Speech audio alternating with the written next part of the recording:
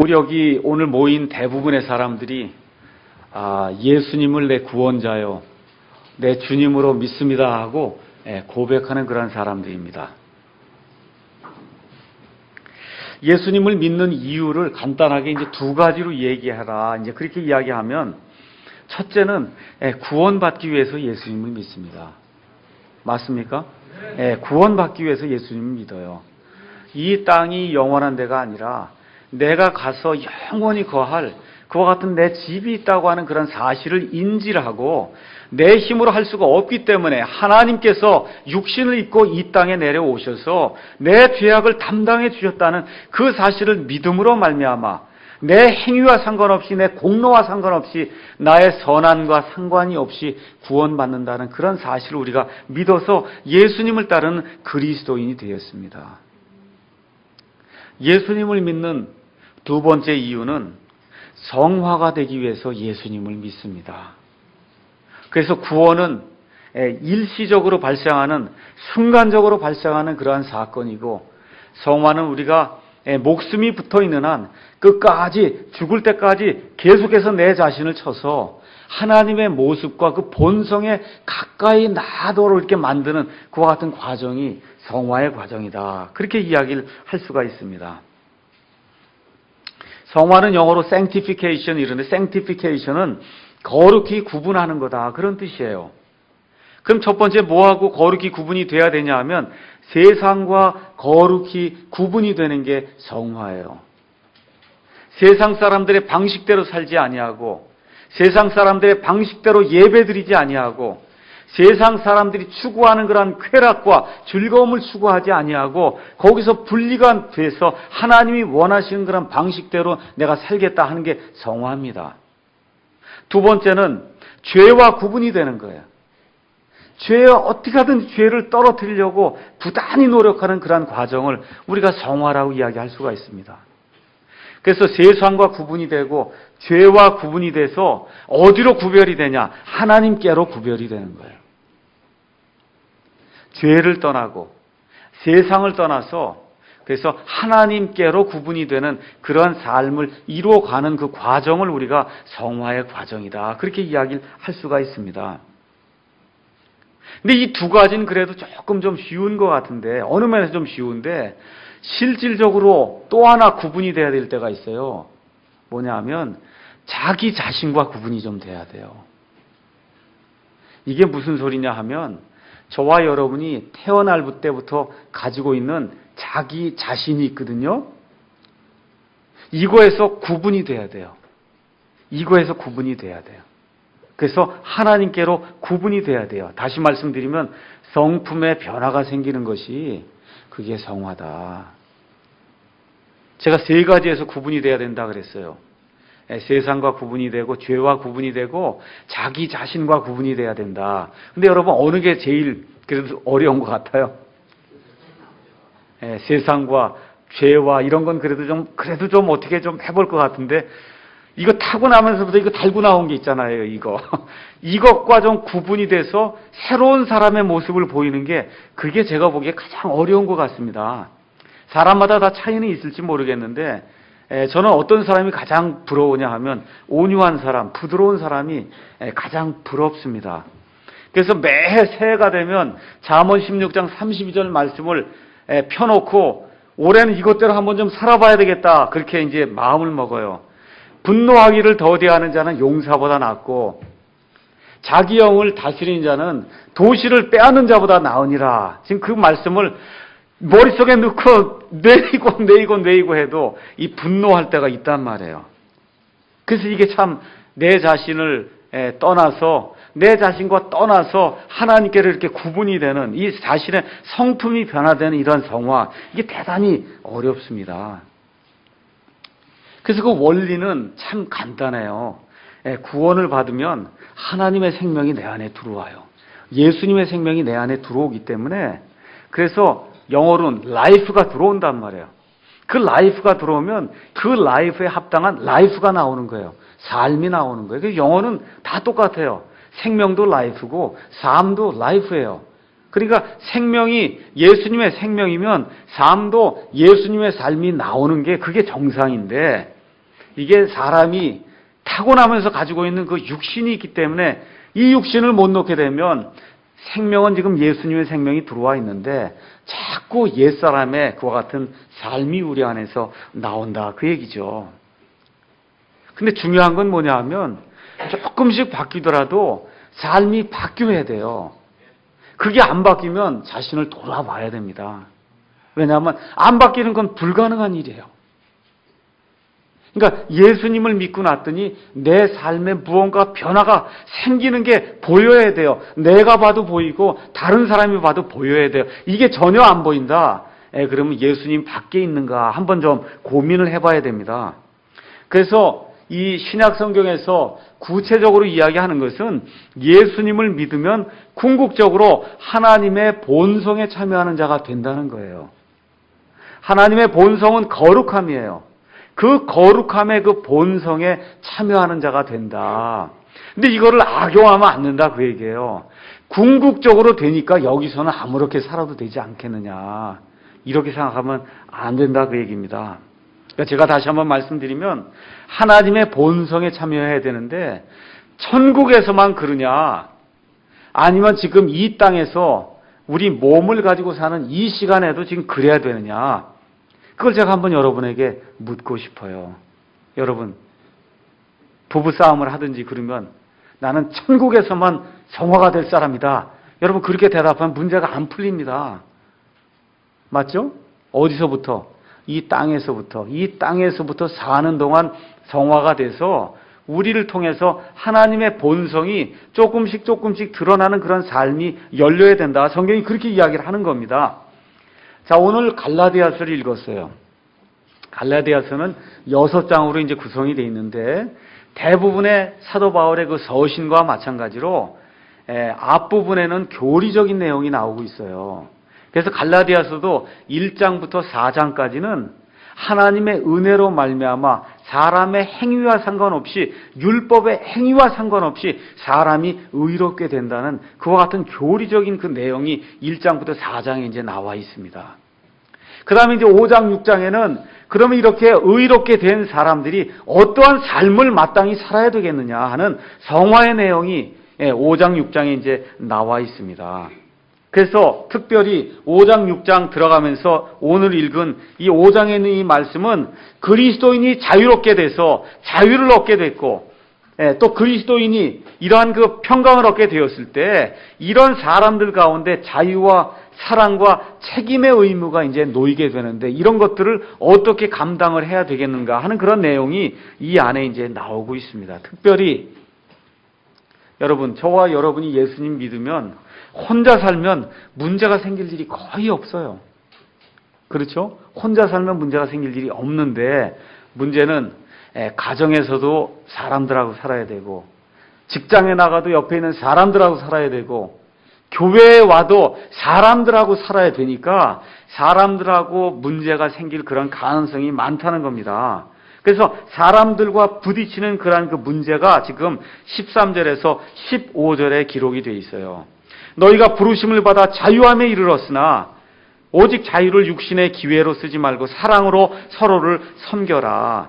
14절에 너는 내 이웃을 내 자신과 같이 사랑하라 하신 그 말씀 안에 온 율법이 다 들어있다. 그렇게 말씀하면서 15절에 만일 너희가 서로 물고 뜯고 삼키고 그러면 서로가 서로에게 소멸되지 않을까 그렇게 염려해야 된다. 지금 이 말씀을 사도 바울이 기록하면서 너희가 그렇게 얘기할 때 너희는 갈라디아 지방에 살고 있는 예수님을 믿는 사람들이죠. 맞습니까? 구원받은 사람들 맞습니까? 근데 지금 구원받은 사람들이 어떻게 한다는 거예요? 서로 물고 뜯고 삼킨다 그 얘기예요. 맞죠? 예. 그러니까 예수님을 믿어도 서로 물고 뜯고 삼키고 미워하는 그런 일이 발생을 한다 그 얘기입니다. 자, 그래서 이거를 어떻게 해야 우리가 극복을 할 수 있겠냐 하는 그런 내용이 16절부터 26절에 이제 나오는 거예요. 그래서 사도 바울이 16절부터 26절에 무슨 이야기를 하느냐 하면 하나님의 생명이 우리 안에 들어와 있음에도 불구하고 우리 안에 옛 사람 아니면 육신이라고 하는 이런 존재가 남아 있어서 그래서 이 둘이 엄청난 싸움을 한다는 겁니다. 이 둘이 우리 안에서 엄청난 싸움을 해요. 17절 한번 가서 보시겠습니다. 뭐라고 써있냐 하면 육신은 성령을 대적하여 욕심을 부린다는 거예요. 자기 뜻대로 해봐야 되겠다고 욕심을 부리고, 근데 성령은 욕심을 부리는 게 아니라 육신을 대적한단 말이에요. 이 둘이 완전히 서로가 반대가 되므로 너희가 원하는 것들을 능히 하지 못하느니라. 그러니까 예수님을 믿고 나면은 이러한 갈등이 엄청나게 생긴다는 겁니다. 잘 들으세요. 예수님 믿고 나면 마음의 평안이 많이 물론 생겨요. 생기는데 어떠한 것과 함께 생기냐면 엄청난 갈등과 함께 생긴다는 거예요. 이 육신을 따라야 될 것인가, 성령님께 순종해야 될 것인가, 이 둘이 매일같이 이렇게 갈등을 한다 그 얘기예요. 이 과정이 너무나 어렵기 때문에 사도 바울이 로마서 7장 22절에서 24절에 내가 이 마음으로 하나님의 법을 따르는데 이 몸을 가지고는 육신의 법을 따라갈 수밖에 없는 이러한 상황이 되다 보니까 어떻게 된다 그래요? 오호라 나는 비참한 사람이로다. 이 사망의 몸에서 누가 나를 건져내려? 그러니까 다시 한번 말씀을 드리면 이러한 갈등이 큰 사람이 성령님이 충만한 사람이에요. 성령님이 충만하지 않으면 육신에게 끌려가면 갈등이 별로 안 생깁니다. 자, 다시 한번 말씀드릴게요. 성령님이 충만하면 아무 문제가 없는 게 아니라 성령님이 충만하면, 사도 바울이 얼마나 성령님이 충만했으면 오호라 나는 비참한 사람이로다. 이 사망의 몸에서 누가 나를 건져내려. 이 육신과 성령이 충돌하는데 도저히 견딜 수가 없어서 이 사망의 몸에서 누가 나를 건져내려. 지금 그렇게 부르짖을 정도로 이 육신의 이 욕심이 이 성령님의 일인 소욕과 부딪히는 것과 같은 대목이 성경이 이렇게 자세하게 이렇게 기록이 되어 있어요. 그래서 예수님을 믿고 난 그 이후에 사는 그 삶은 성화의 과정인데, 이 성화의 과정은 성령님과 그 다음에 육신이 서로 부딪히는 것과 같은 삶이 되는 거예요. 그래서 지금 사도 바울이 그러면 육신을 따르면 어떻게 되느냐 하고 육신의 행위들을 19절, 20절에 얘기를 하는 거예요. 육신의 행위들은 명백하다. 이게 누가 못 보도록 이렇게 숨겨져 있는 게 아니라는 거예요. 너무 명백하다. 뭐라는 겁니까? 곧 간음과 음행과 부정함과 색욕과 우상숭배와 마술과 증오와 불화와 경쟁과 진노와 다툼과 폭동과 이단 파당과 시기와 살인과 술 취함과 흥청됨과 또 그와 같은 것들이다. 그렇게 이야기를 하면서 너희가 성령님을 따르게 되면 그러면 성령님의 열매를 맺어야 된다. 성령의 열매는 거기 가서 보니까 22절에 사람과 기쁨과 화평과 그 다음에 오래 참음과 부드러움과 선함과 그 다음에 믿음과 온유와 절제니 이 같은 것을 반대할 그런 법이 없다. 지금 그렇게 이야기를 하고 있습니다. 자, 우리가 이제 교회가 성장하면서 사람들이 들어와요. 어떻게 하든지 좀 바로 믿어야 되겠다 하고 보니까 가정에서 또 갈등이 생겨납니다. 아이들하고도 이런 갈등이 생겨요. 자, 이런 여러 가지 것들을 이제 살펴보면서 오늘은 제가 성령의 열매, 온유라고 하는 그런 제목을 가지고 이 온유한 그런 사람이 그래야 예수님을 기쁘게 하는 그런 존재가 될 수 있고 가정에 화목을 이룰 수가 있고 교회에 평강을 가져다 줄 수 있는 그런 사람이 될 수가 있어요. 그래서 이 9가지로 열거가 된 그 성령의 열매 중에서 오늘은 특별히 제임스 낙스 목사님이 말씀해 주신 성령의 열매 중에 그 온유 부분을 제가 참고를 해서 그래서 여러분에게 말씀을 좀 선포를 하려고 합니다. 자, 온유하다 그런 얘기 이렇게 들으면 여러분 떠오르는 그런 분들이 있죠. 대부분 남자보다는 여자가 좀 온유합니다. 그렇죠? 우리 생각에 온유는 그런 거구나. 이게 부드러운 거구나. 뭐 약한 거구나. 이런 걸 이제 온유라고 생각하기가 이제 쉽습니다. 영어로는 meekness로 되어 있어요. M-E-E-K, meek라고 하는 그런 단어가 온유하다. 이렇게 이제 번역이 되고 있습니다. 성경 가서 찾아보니까 meekness라는 명사로 14번, meek라고 하는 형용사로 17번에서 성경 전체에 온유라고 한 단어가 31번이 나옵니다. 여러분, 참 저 사람은 온유해. 그렇게 이야기하면 떠오르는 어떤 무언가가 있죠. 저 사람 참 온유해. 제 아내하고 저를 보면 벌써 온유한 게, 어떤 사람이 온유한지 여러분 이렇게 보이잖아요. 그렇죠? 예. 자, 용기가 없거나 연약하거나 비겁한 거 이런 게 온유하다 이런 걸 뜻하는 게 아닙니다. 갑자기 화나는 것을 안 하는 게 그게 온유한 거예요. 예. 제게 얘기하는 거예요. 제가 이번 주에 화를 여러 차례 내서 제가 이번 주에 이야기하는 갑자기 화내는 거, 아기를 꾀하는 거 이런 거 안 하는 게 온유한 거예요. 오랫동안 저놈 한번 두고 보자 하고 오랫동안 그냥 마음속에 집어넣고 복수하려고 하는 그런 심정을 갖는 거 이걸 안 하는 게 그게 온유한 거예요. 자, 이렇게 이야기하면 근데 온유한 게 잘 이게 들어오질 않아요. 자, 그럼 온유한 건 뭐냐? 제가 쉽게 설명을 해드리겠습니다. 온유하다라고 하는 그 미크니스의 그 원래 뜻은 뭐냐 하면 흐르는 액체다 그런 뜻이에요. 여러분 저기 바다나 강에 가서 아니면 큰 물에다가 돌을 이렇게 던지면은 돌을 던지면 어떻게 돼요? 이게 이렇게 물결이 이렇게 생겼다가 한 5분쯤 지나가게 되면 다시 물이 평정을 찾고 다시 그대로 부드럽게 이렇게 돼 있죠. 맞습니까? 네.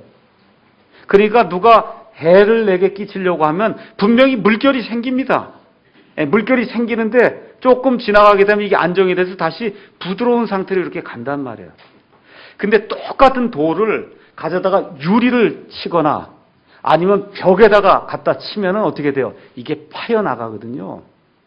5분 지나도 여전히 파여 있어요. 5분, 10분 지나도 패여 있어요. 유리창 갖다 깨뜨리고 나면 어떻게 돼요? 유리창 1년, 2년, 10년, 100년이 지나도 깨진 상태로 그대로 있단 말이에요. 이건 온유한 게 아니다. 그런 뜻이에요. 그러니까 온유하다 그렇게 이야기를 하면은 이거는 부드러운 그러한 상태를 물처럼 이렇게 흐르는 상태가 돼서 적의 공격을 받거나 손해를 당하는 일을 보거나 아니면 비방을 받거나 이렇게 해도 처음엔 살랑살랑 된단 말이에요. 근데 조금 시간이 지나게 되면 다시 평정을 찾는구나. 이게 온유다. 이렇게 생각을 하시면 됩니다. 자, 그러면 마음이 딱딱하고 굳은 사람일수록 온유함이 없는 거예요. 여러분, 딱딱하면 딱딱할수록 뭘 갖다 던지면 거기가 상처가 나면 그게 계속 남아있는 거예요. 부드러우면 어떻게 돼? 다시 복원이 되는데 딱딱하면 딱딱할수록 그 상처가 오랫동안 마음에 이제 남게 되는 겁니다. 자, 그래서 사람이 이제 살다가 보면 하나님으로부터 연단을 받을 때가 있어요. 또 마귀로부터 시험을 받을 때가 있습니다. 내 육신을 따라 살다가 내 욕심으로 말미암아 시험을 받을 때가 있어요. 또 잘못된 그런 관계를 통해서 내가 오해를 받을 수도 있고 그래서 사람의 공격이 올 수도 있어요. 그렇게 되면 상처가 되고 고통이 되고 이런 게 사람이기 때문에 어쩔 수 없이 올 수밖에 없다 그런 얘기예요. 그런데 온유한 사람은 어떻다고요? 그 상처와 그 고통이 얼마 지나지 않아서 없어져 버린단 말이에요. 온유한 사람은 상처와 고통과 공격과 손해받은 그런 것들이 시간이 조금 지나면은 그게 없어져서 다시 평정을 찾는단 말입니다. 그러니까 평안이 생기는 거예요. 근데 이거를 마음속에 넣어두고 너가 한번 그랬으니까 내가 한번 본때를 보여주겠다 하고 마음에 이거를 벼르고 이러고 있으면 그럼 일단은 본인에게 평강이 있을까요? 없을까요? 없어요. 본인에게 평강이 있을 수가 없습니다. 그러니까 본인에게 평강이 없으니까 다른 사람들에게 평강을 줄 수가 없는 그런 존재가 된다. 그런 얘기예요. 그러니까 쉽게 상처를 입고 오랫동안 마음에 품는 사람은 온유한 사람이 아니에요. 근데 상처를 또 자매님들이 잘 받거든요.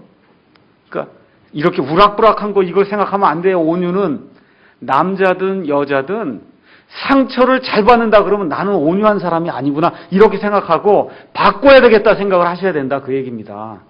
상처가 자꾸 몸에 남아있어서 누구로 인해서 받은 상처 누구 이게 수첩에 쭉 적어놓고 마음속에 이렇게 있으면은 이건 온유한 사람이 아니란 말이에요. 이걸 빨리 제거를 해야 된다. 성경이 그렇게 얘기를 하는 겁니다. 교회 왔더니 누가 인사를 안 한다 그러는 사람이 있어요.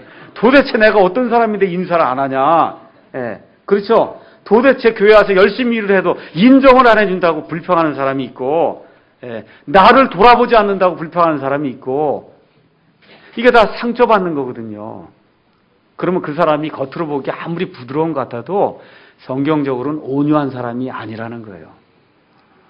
이해하시겠죠? 온유가 무엇인지? 자, 그러면 온유한가 온유하지 않은가는 뭘로 알 수 있냐? 적의 공격이 있을 때 그 사람이 보여주는 그 태도를 통해서 알 수가 있어요. 여러분, 가만히 있을 땐 저 벽이나 물이나 다 잔잔한 것 같습니다. 그렇죠? 근데 돌을 탁 던지면은 물 반응하는 거고 이 벽이 반응하는 게 다르지 않습니까? 그래서 이 온유함이라고 하는 거, 이거는 사람으로부터 어떠한 공격을 받게 될 때, 비방을 받게 될 때, 이때 그 온유한가 아닌가 하는 것이 이제 사람들에게서 나타난다는 겁니다. 자, 그러면 언제 마음이 상하느냐? 여러분 다 아는 거예요. 언제 마음이 상하느냐 하면, 나는 이만큼 됐다고 생각을 하는데, 남은 나를 요만큼 됐다고 생각을 하면, 그러면 어떻게 돼요? 상처가 되는 거예요. 아니 도대체 나를 뭘로 하는 거냐? 이렇게 얘기가 나오는 거예요. 부부간에도 똑같아요. 부부간에도, 부모 자식 간에도 똑같은 거예요. 아니 내가 세상에 나가면 뭐 하는 사람인데 도대체 이게 이 집안에서 이런 대우를 받아야 되냐 그러고 말이죠. 그렇죠? 교회에서 말이죠. 내가 이런 대우를 받아야 되냐 그러고 이렇게 이야기를 하면 어떻게 나한테 이렇게 할 수 있냐 그러고 이런 말이 나오면 그 얘기는 뭐냐면 나는 원래 이만큼 된다고 생각을 하는데 내가 지금 받는 대우는 요만큼뿐이 안 된다고 그렇게 믿기 때문에 말이 그렇게 나가는 거예요. 갈라디아서 오늘 읽은 말씀 5장 26절 가서 한번 보겠습니다. 5장 26절에 뭐라고 기록이 되어 있냐면 우리가 헛된 영광을 구하여 서로 노엽게 하거나 서로 시기하지 말지니라. 내가 이만큼 된다고 생각하는 게 그게 헛된 영광이란 말입니다. 내가 이만큼 된다고 생각하는 거. 근데 남은 나를 요만큼 된다고 생각하면 어떻게 돼요? 미워하게 되고, 그렇죠? 저 사람을 자꾸 싫어하게 되고, 비방하게 되고, 그런 일이 생긴다. 성경이 그렇게 이야기하는 겁니다. 다시 말씀드리면, 교회에 와서 대접받으려고 그러면 온유한 사람이 아니라는 증거를 보이는 거예요. 가정에서 내가 밖에 나가서 이 죽도록 일을 했는데 집에서 뭐 이것뿐이 안 했냐 그러고 이렇게 나오면 그럼 뭐 이게 헛된 영광을 구하는 거다 그 얘기입니다. 헛된 영광을 구하는 거예요. 예수님의 그 온유한 성품과는 정반대되는 그와 같은 모습을 저와 여러분이 표출을 하는 거다. 그래서 우리의 고민은 무엇이냐? 어떻게 하면 온유한 사람이 되어야 될 것이냐 하는 이 고민을 평생 지고 나가야 된다. 그게 그리스도인이 성장하면서 성숙하게 되는 그와 같은 지표로 우리가 삼을 수 있는 겁니다. 그러니까 온유는 해를 당할 때, 잘 들으세요. 온유는 해를 당할 때 나는 할 수가 없으나 하나님이 갚아주시겠지 하고 믿는 게 온유예요. 내 힘으로 해봐야 되겠다 하면 어떻게 돼요? 이게 막 사람을 미워하고 비방하고 죽이고 싶은 마음이 들고 이렇게 되거든요. 여러분이 사울과 다윗의 이야기를 우리가 사무엘기 상하를 통해서 읽지 않습니까? 다윗이 당한 그 고난이 얼마나 큰지 여러분 아시잖아요. 근데 여러분 그걸 읽어보니까 어때요? 다윗이 그때 할 때마다 모든 걸 하나님께 내어 맡기지 자기가 죽일 수 있음에도 불구하고 사울을 죽이지 않는단 말입니다. 내어 맡긴단 말이에요. 그래서 다윗이 온유한 사람이다. 하나님의 마음에 합한 사람이다. 성경이 그렇게 이야기하는 겁니다. 그럼 그게 어디서 오느냐? 내 삶은 여기가 끝이 아니라는 거예요. 하나님이 저 위에서 나를 내려다 보신다는 겁니다. 내 악한 사정을 하나님 내려다 보시고 내 힘으로 하지 않고도 하나님이 하나님의 능력으로 이 문제를 해결해 주실 줄로 저는 믿습니다 하는 그 심정에서 나오는 그 마음이 온유한 그런 마음이다. 그 굉장히 큰 믿음에서 이 온유한 그런 마음이 나온다는 겁니다. 그래서 예수님이 나는 온유하다 그렇게 이야기하는 거예요. 나는 온유한 자다. 마태복음 11장 29절에. 근데 이게 온유한 게 잘못 이해가 돼서 모든 권리를 다 포기하는 걸로 생각하면 안 됩니다. 하나님이 각자에게 주신 책임과 의무와 권리가 있어요. 이 모든 걸 다 포기하는 게 아니에요. 하나님이 내게 주신 그런 일들, 내게 맡겨주신 그런 권리, 이런 것들을 다 찾아서 하면서도 그 가운데 악한 일을 당하고 재앙을 당하고 손해를 당하고 공격을 당할 때 하나님을 바라보고 하나님께서 원수 갚아 주실 것으로 내가 믿고 하나님 앞에 나는 내어놓습니다 하고 이렇게 평정을 찾는 그런 자세가 온유의 자세다. 그렇게 이야기를 하는 겁니다. 제가 책들을 읽으면서 여러 가지 것들을 이제 메모를 해두는데 오늘 하나를 좀 메모를 했어요. 그럼 메모가 참 좋아요. 한 사람의 그 혼이 얼마나 크냐 하는 그런 척도는 그 사람이 이루어 놓은 일에 의해서 결정이 되는 게 아니라는 거예요. 뭐에 의해서 결정이 되냐? 온유함에 의해서 결정이 된다는 거예요. 어떤 사람이 많은 업적을 남겨도 온유하지 않을 수 있다는 겁니다. 예수님을 믿는다고 70년, 80년을 믿어도 온유하지 않을 수가 있다는 거예요. 근데 예수님이 나는 온유하니 너희는 내게 와서 이 내 겸손과 온유를 배우라 그러지 않습니까? 그래서 내 혼이 얼마나 큰가 하는 그 척도가 손해를 당하고 비방을 당하고 억울한 일을 당했을 때 밖으로 표출이 되는 그와 같은 그 태도에 의해서 이게 크기가 결정이 된다. 그래서 온유한 사람은 너무 마음이 커서 조그만 돌이 와서 이렇게 무언가 해를 입혀도 거기에 의해서 영향을 받지 않는 그런 사람, 이런 사람을 온유한 사람이다. 그래서 오히려 어떻게 해요? 해를 끼친 사람을 불쌍히 여긴다는 거예요. 야, 이게 보통 문제가 아니잖아요. 근데 여러분, 이게 내 힘으로 됩니까? 안 됩니까? 내 힘으로 돼요? 안 돼요? 그래서 여기 뭐라 그랬어요? 성령의 열매다 그러는 거예요. 그러니까 제가 성화가 될 때 내 자신과 구분이 돼야 된다 그랬잖아요. 내 자신은 어떠냐 하면 손해가 오고 재앙이 오고 비방이 들어오면 욱 하고 이걸 하고 싶은 게 이게 내 자신인데 이걸 구분을 시켜서 성령님의 그러한 그 열매를 맺어서 이 온유한 자가 되는 것이 그게 하나님의 뜻이다. 성경이 그렇게 이야기를 하고 있습니다. 자, 그러면 온유한 자의 특성은 어떤 것이냐? 여기 성경 말씀 그대로 두시고 우리가 다 같이 골로새서 3장을 가서 한번 읽어보겠습니다. 골로새서 3장 12절, 13절에 가서 보니까 뭐라고 기록이 되어 있냐면 그러므로 너희는 하나님께서 선택하신 자요 거룩하고 사랑받는 자로서 긍휼히 여기는 심정과 친절과 겸손한 마음과 온유함과 오래 참음으로 옷 입고 누가 누구와 다툴 일이 있거든 서로 참고 서로 용서하되 그리스도께서 너희를 용서하신 것 같이 너희도 그리하라. 이렇게 되어 있습니다.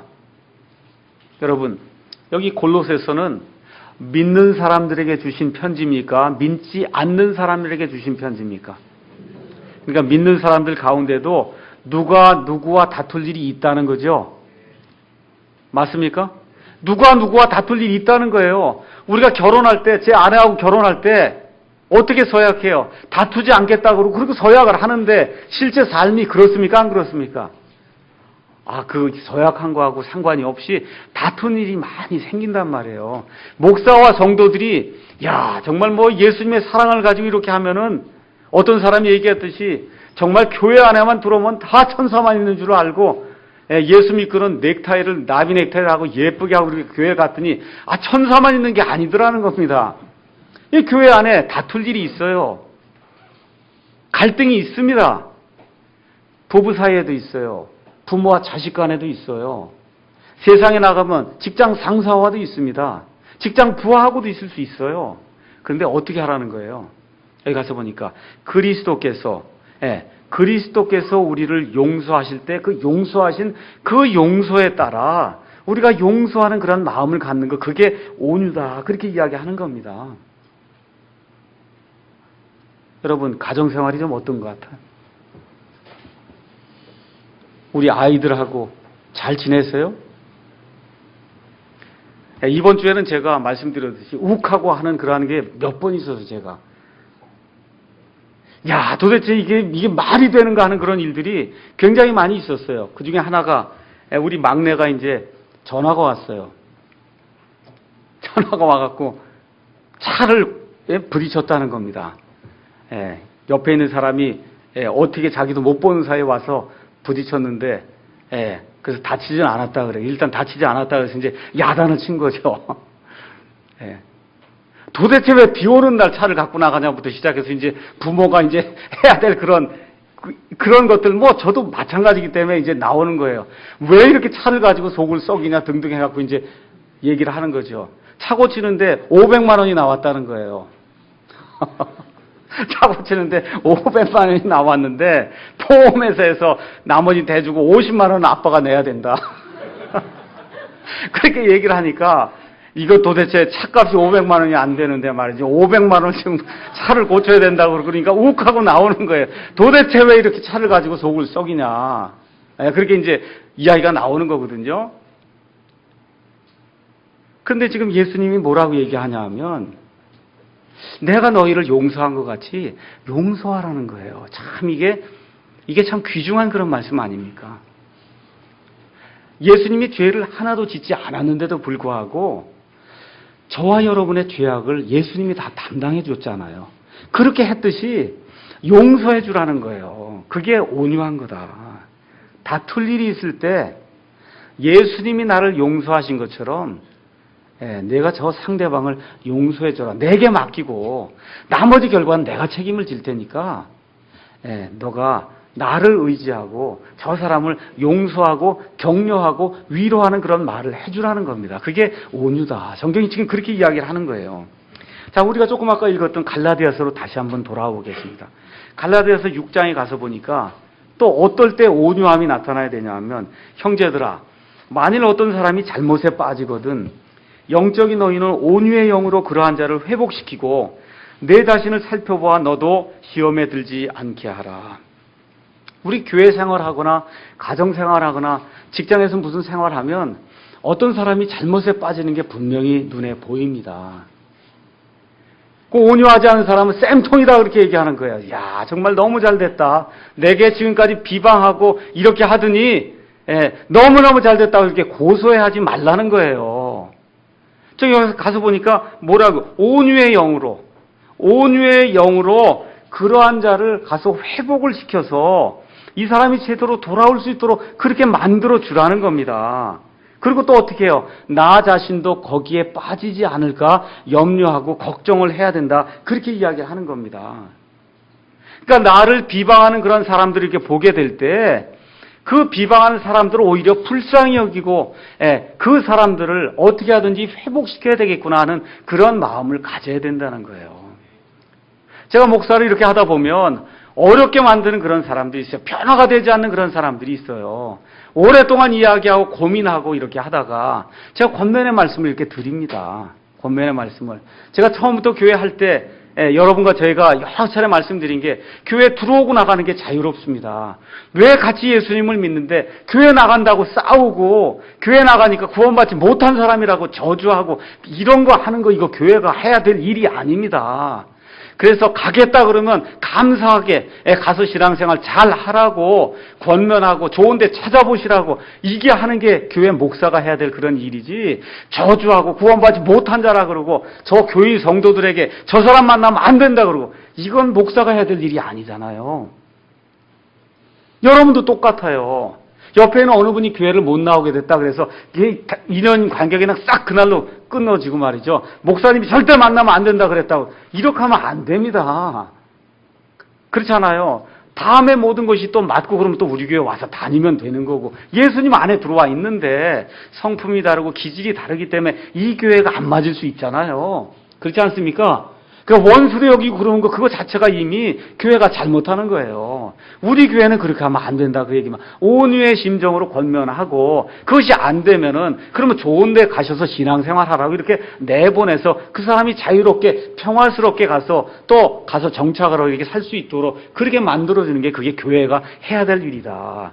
우리 교회 안에 어려운 일을 당하거나 교회 안에서 누군가 잘못을 저지르는 그런 사람들을 보게 될 때 저와 여러분이 그러한 심정으로 그 사람들을 회복시키고 그게 회복이 안 되면 그러면 좋은 데 가서 신앙생활 하시라고 이렇게 길을 펴드리는 그러한 그 모습을 우리가 가져야 될 겁니다.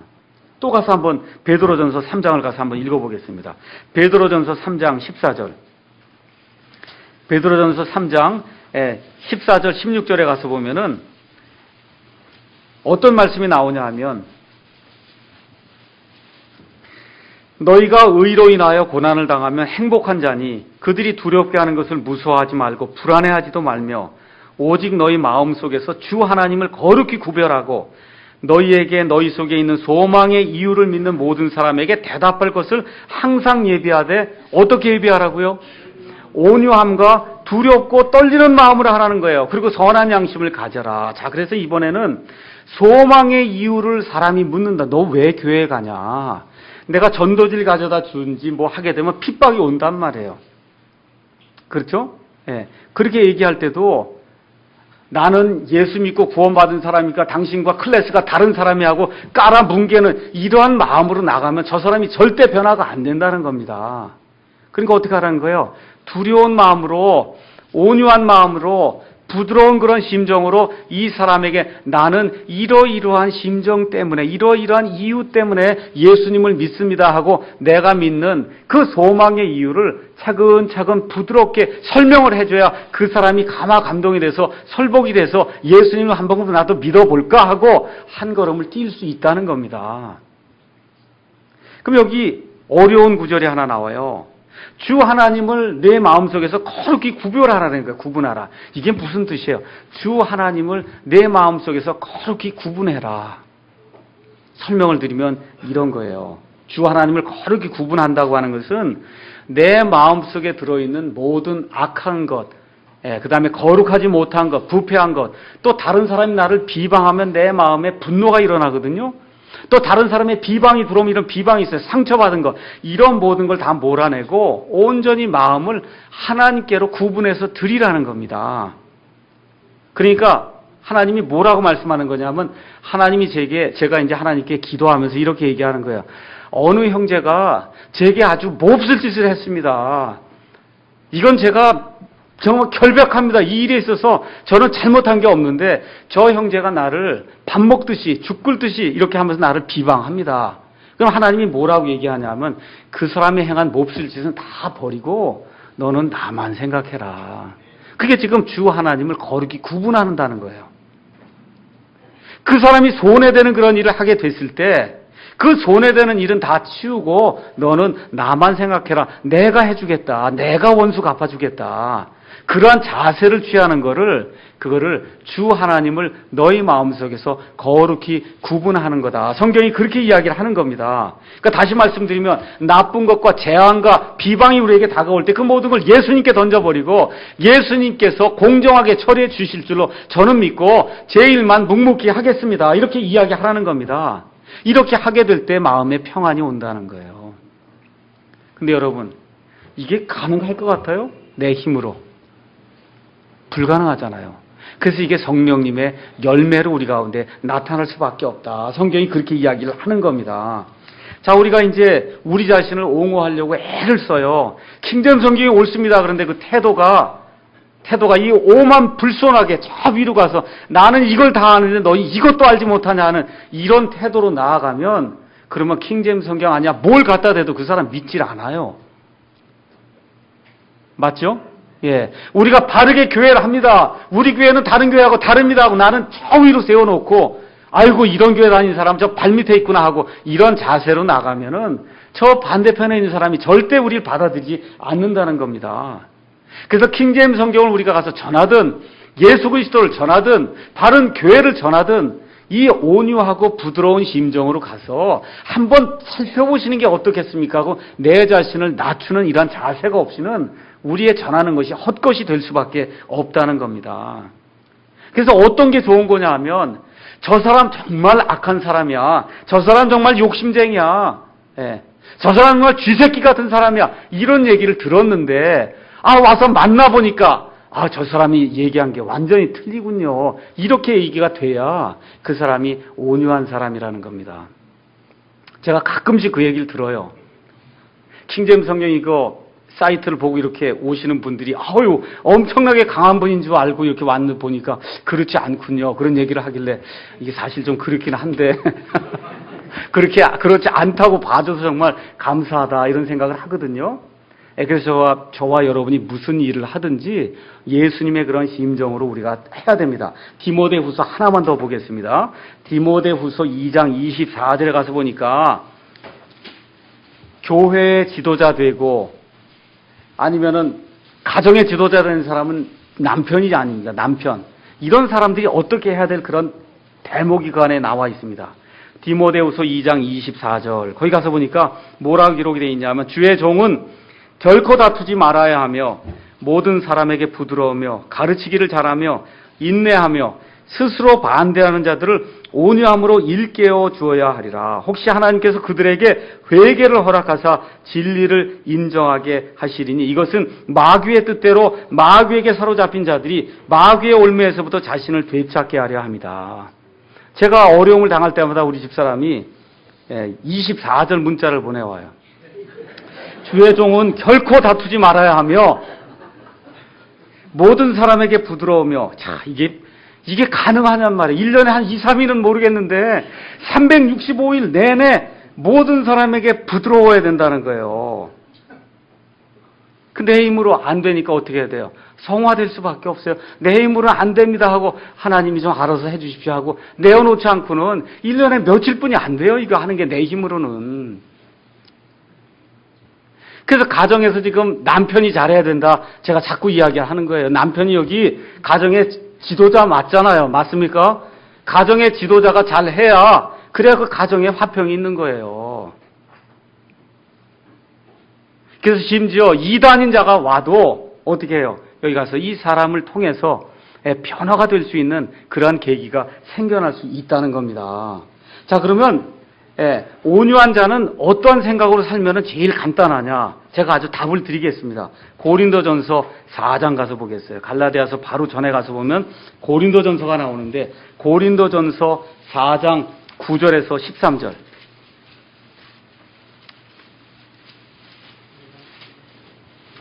우리는 어떤 자리매김을 하고 살아야 되는가? 4장 읽겠습니다. 9절에서 13절.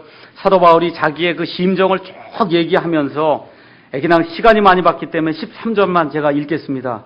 내가 비방을 당하나 간절히 권면하니 우리는 이날까지 세상에 오물같이 되고 모든 것에 뭐가 됐어요? 찌꺼기가 됐다는 거예요. 자, 한번 생각해 보세요. 나는 세상에 오물이요, 나는 모든 것에 찌꺼기입니다. 이렇게 되면 여러분, 남이 와서 비방해도 문제가 생길까 안 생길까요?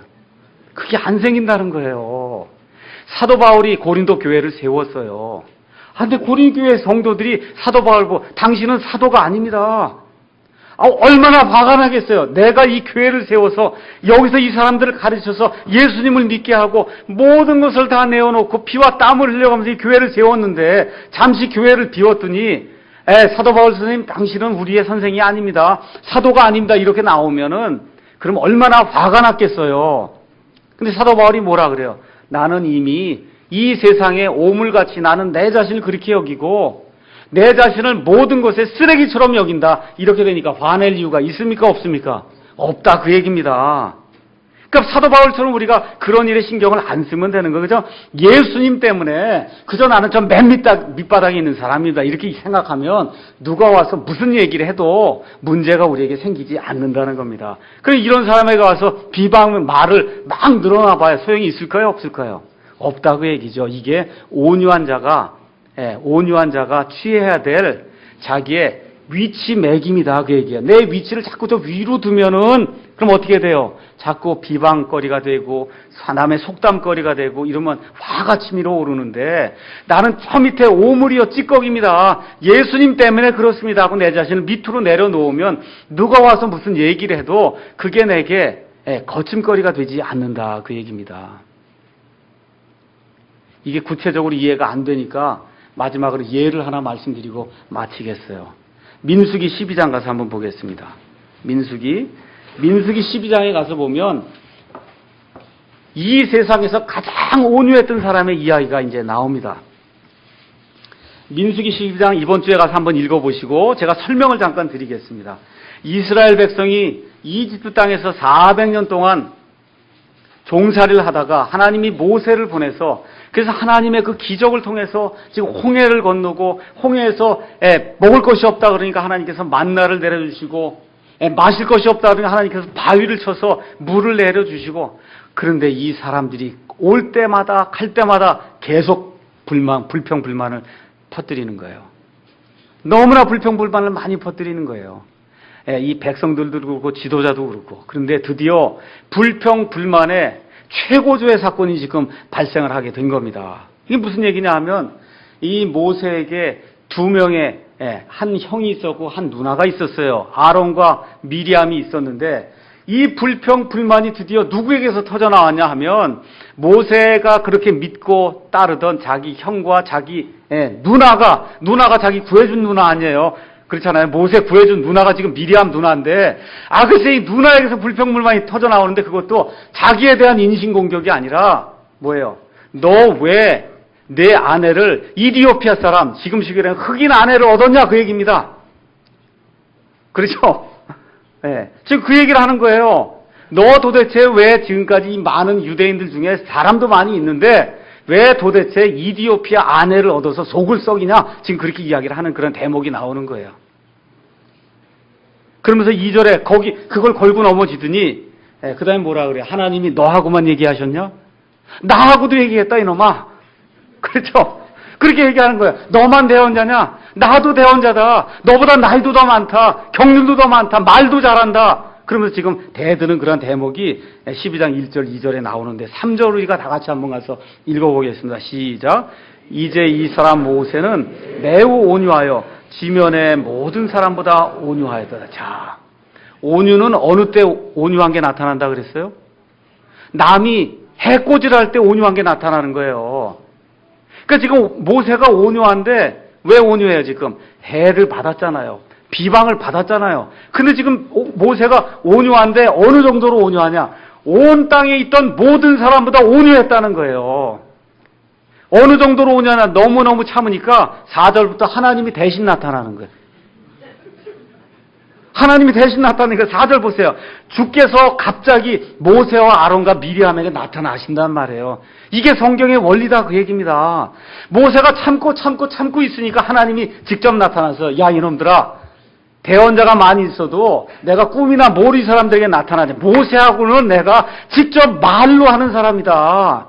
얼굴과 얼굴을 대해서 모세하고는 이게 내가 얘기하는 그런 대언자지 너희들하고는 종류가 다르다. 하나님이 나타나서 직접 모세를 옹호해주는 그런 대목이 나오잖아요. 그럼 모세가 어떻게 아유 너무 고소하다 그러고 형하고 누나 봤지? 그러는 게 아니에요. 그게 아니에요. 그렇게 하고 10절에 가서 하나님이 화가 나셔갖고 미리암에게 나병을 내리잖아요. 나병을 내려요. 아이고 그럼 우리 같으면 참 고소하다. 쌤통이다 그러니 그게 아니라 지금 13절에 가서 보니까 13절에 모세가 주께 부르짖어 이르되 오 하나님이여 간청하건대 이제 그녀를 고쳐 주옵소서. 여러분 이게 가능한 일입니까? 저와 여러분 이게 할 수 있는 일이에요? 모세가 이래서 어땠다는 거야? 땅에 있던 모든 사람보다 온유했다는 그런 평을 받는 겁니다. 결론 말씀을 제가 드리겠습니다. 온유하다고 하는 거는 평상시에는 온유함이 안 나타납니다. 문제가 생길 때 절 들으라고 얘기하는 거예요. 문제가 생길 때 하나님께서 이 문제를 나 대신 해결해 주시겠구나 이렇게 생각을 하고 내 자신을 낮추는 거예요. 내 권리를 포기하는 게 아니에요. 내 책임을 포기하는 게 아니에요. 내 의무를 포기하는 게 아니에요. 내 할 일을 포기하는 게 아니에요. 그 모든 일은 행하되 내가 당하는 이런 모든 비방과 이 거짓말과 이 거짓 고소와 손해와 재앙과 이 모든 것은 하나님이 해결해 주실 줄로 믿고 저는 저 사람을 불쌍히 여기겠습니다. 이런 심정을 갖게 될 때 하나님이 해결해 주는 게 여기 드러나 있지 않습니까? 맞죠? 예. 그러면 마태복음 말씀 하나만 같이 읽고 그리고 마치겠습니다. 마태복음 11장에 우리 예수님이 말씀해 주신 그 말씀 하나만 읽어보겠습니다. 11장 28절, 29절, 30절을 한번 가서 보겠습니다. 수고하고 무거운 짐진 모든 자들아 너희는 내게 오라. 내가 너희에게 안식을 주리라. 나는 마음이 온유하고 겸손하니 너희 위에 내 멍에를 메고 내게 배우라. 그리하면 너희가 너희 혼을 위한 안식을 찾으니 내 멍에는 쉽고 내 짐은 가벼우니라. 한번 모세를 생각해 보시고 우리 예수님을 거기서 한 발자국 나가 예수님을 한번 생각해 보는 거예요. 어떻게 십자가에서 나를 위해서 죽으실 수가 있을까? 죄가 있어요, 없어요, 예수님이? 하나도 없잖아요. 잘못이 하나도 없잖아요. 비방받을 게 아무것도 없지 않습니까? 그렇죠? 근데 어떻게 해요?